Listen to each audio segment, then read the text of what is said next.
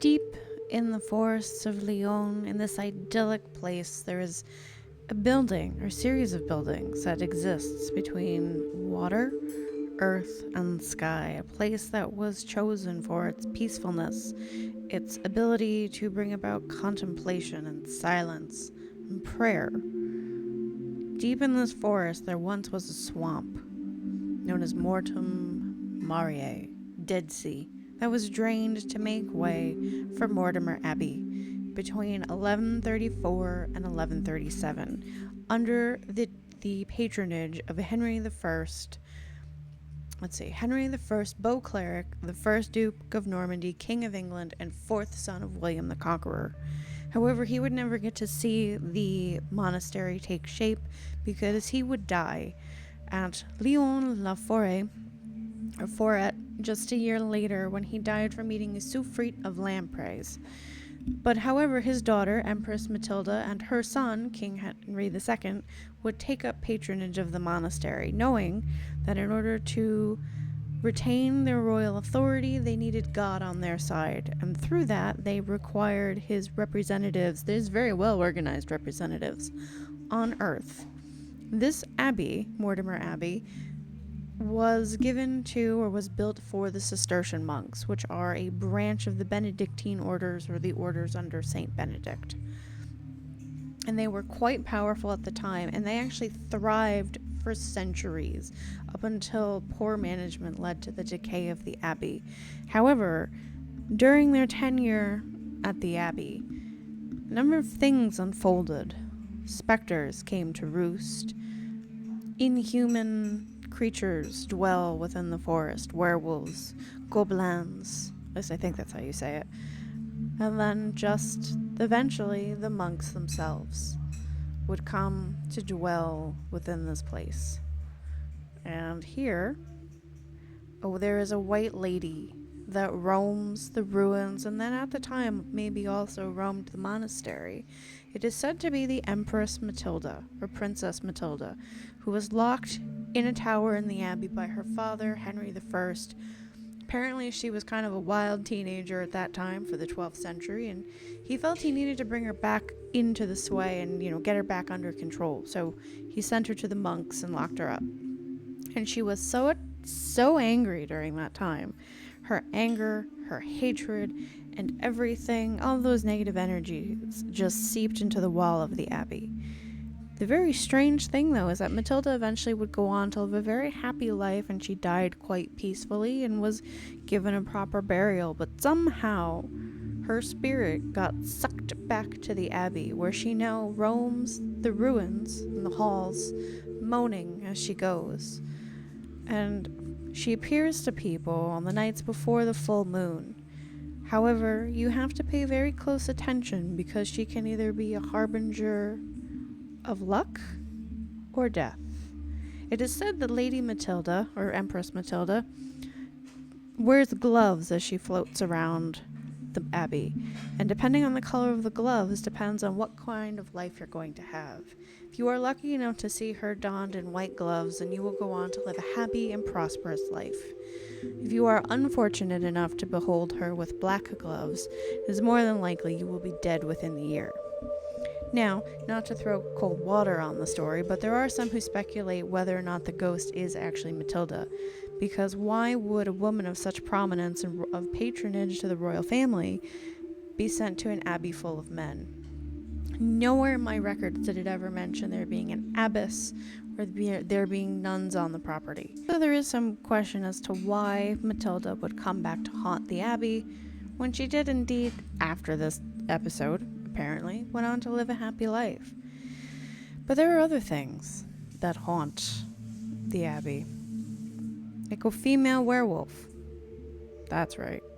So sometime in the 1500s, the monastery was at its peak and considered one of the biggest monasteries in the world at 200 monks. And one night, we'll say it's a dark and stormy night, or maybe it's just dark. Been raining. She's a little suffering. She's scraggly. Was brought to them with an illness that only they could help. She was possessed by the spirit of a wolf, cursed to become a werewolf for 7 nights. The monks chained her in a room and went about conducting multiple exorcisms to eradicate the spirit. It worked, but unknown to the monks, the spirit of the wolf, or whatever it was, stayed on the grounds and the walls of the monastery. And it would continue to stay there and wreak havoc for years and years to come. Because in 1884, there's a story of Roger Sabro, I believe. He was hunting in the woods near to the monastery when he came across a female werewolf, which was known as a Garrach. Yellow-eyed is how they're described, and he shot it multiple times, killing it. However, he left and then came back, probably to either collect the body or do whatnot, and there he discovered his beloved wife, lying dead on the ground. Some say the spirit of Roger's wife, or his own heartbroken ghost, still wanders the area when the moon is full. There is another tale of a Goublin, or goblin.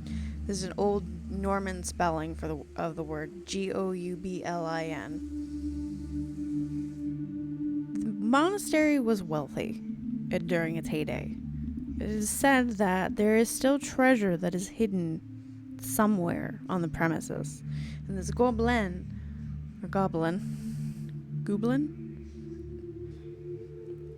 keeps an eye on it. However, it appears in the guise of a cat, and it wanders around. And if you are lucky enough to find this goblin cat, and you stay with it, and you watch it, and you wait till it falls asleep, it will give you the treasure. Or the treasure will appear. Now, as time went on, eventually, so here's your little medieval history lesson. There came times in the church where positions were bought. Generally, it would be your first son was the heir to all the property, the second son went into the military service, third son went into the church. And what some fathers would do is they would buy their third son or grandson or whoever titles in the church. And this is what started to happen with the abbey. As new abbots, or the heads of the abbey, were chosen, they were men that did not live in the abbey. They lived elsewhere. They maybe should not have been chosen. They were men probably from aristocratic families or merchant families. And what they ended up doing was they ended up using the abbey's extensive wealth and resources for their own. So basically they took from the coffers of the monastery to line their own pockets. And there was little that the monks could do except to watch their beloved home fall slowly into disrepair through the centuries. And eventually it went from 200 monks to somewhere in between 9 and 4. I found different resources because it said during the French Revolution, at least 5 of the monks that were left, like they left the property and went elsewhere. Somewhere between maybe the 1780s and 1790. But there were 4 monks left at the abbey in 1790 when the French Revolution broke out, and the people of the area, thinking that the monks were still hoarding wealth, and that the abbey was still a place of opulence. We'll say opulence, or there were hidden treasures there in the abbey. And as one author in articles pointed out, that could be to these poor and starving people there was money there. They raided the monastery. And in the process of doing so, the 4 remaining monks were dragged into the wine cellar, or the cellar, and were killed. And their mangled and bloody bodies were found later, surrounded by blood and wine from the broken wine barrels. And these 4 monks now walk the grounds forever, blessing, watching over the monastery. People have often reported hearing Gregorian chanting coming from it. They'll hear footsteps up and down the halls. They'll hear all these things that they think could possibly be the monks, or they could be other things. Now, eventually, after that point, the monastery was abandoned. and it would eventually be sold to M. Duval in 1863. And what he ended up doing was he ended up selling off whatever was left that could pay off debts or whatnot. He sold pieces of the interior until it no longer turned a profit, where then it was then sold to the Delarue family. And the Delarue family came to the chilling realization that they were no longer alone in the abbey. They have multiple stories of seeing hooded figures walking across the lawn. They would hear footsteps in the hallways. Doors and latches would come undone. They would unlock themselves, lock themselves, open and close. Pictures would turn to the wall. They would find pictures in hallways on the floor with no broken strings. The nails weren't broken, the frames weren't broken. It was like someone had just taken it down and set it down or had flipped it to the wall. They would also hear talking within the walls as well. Electronics would flicker and they would fail. And there are particular tales about one particular bedroom. It was known as the Pink Bedroom. It is one of the most unsettling. I do not know what this room was originally, it didn't say, but it looked out over the lawns toward the Colombier.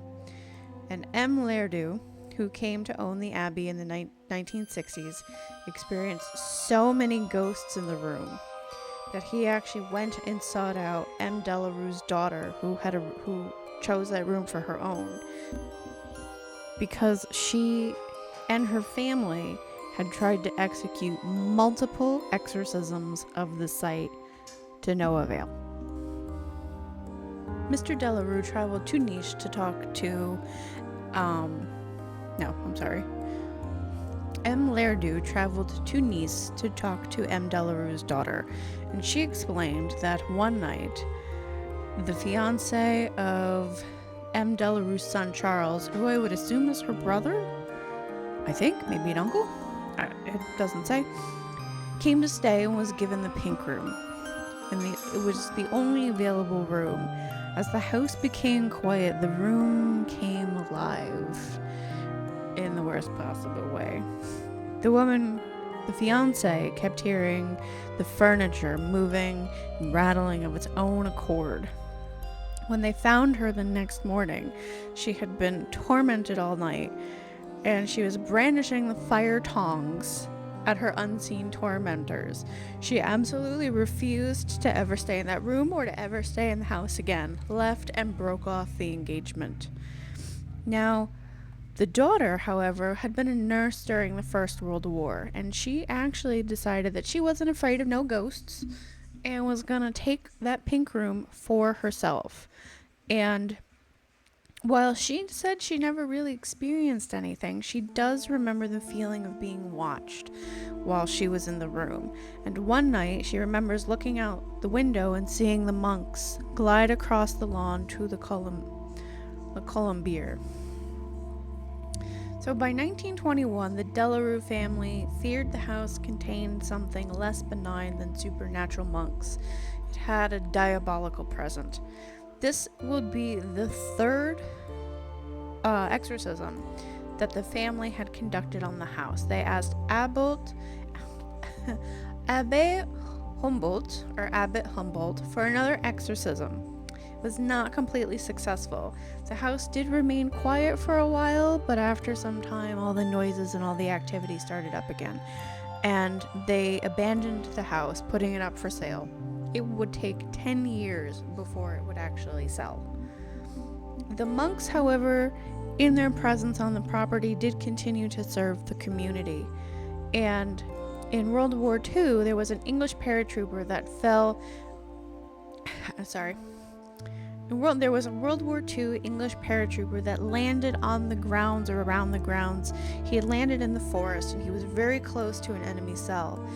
And before he was captured and anything happened, he noticed a hooded monk walking in the woods that had kind of turned around, gotten him, and then he just followed him. Didn't say anything, but he ended up leading this paratrooper to a resistance cell that was hidden in the forest. And he told them about this unusual hooded figure that he had seen that he followed to them. They knew that it was one of the monks from Mortemer Abbey that had rescued this young man. So by 1965, M. Ledru, I'm sorry, M. Ledru, I think I've been pronouncing that wrong the whole time. Because there's Delarue and then Ledru. So the names were very similar, I apologize. But M. Ledru bought the abbey in 1965. And as he bought the abbey, he had kind of inherited one of the caretakers, an M. Lucien, a farmer who slept in the basement. And the farmer was more than happy to stay on, but he just asked, can I not sleep here anymore? I will pay for housing as long as I do not have to spend another night in this area, because all he would hear from 11 o'clock at night to 5 o'clock in the morning would be footsteps and voices, and he just couldn't take it anymore.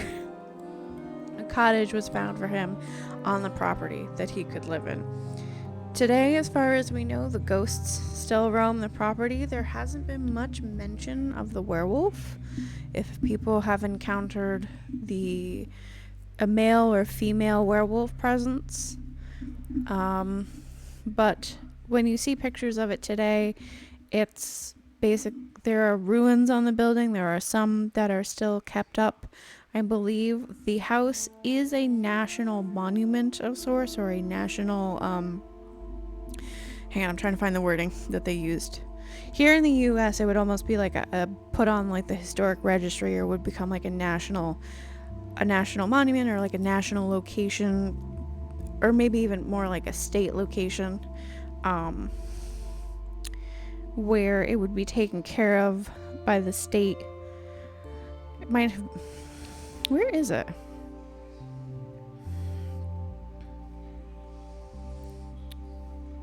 National asset.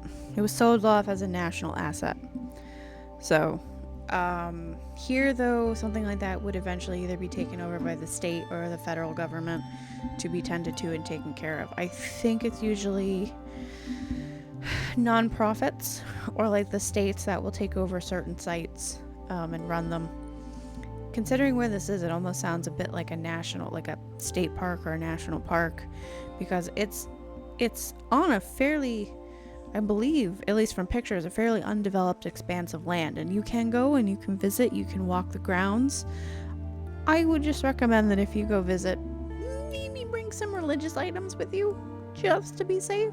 Say a couple prayers of protection or whatever you do to protect yourself, because while there are some good spirits on the land, the monks specifically, there are some that are a little bit questionable, and you don't want to pick anything up in your hiking and your travels. But I do know, I believe it's a museum today. It's closed some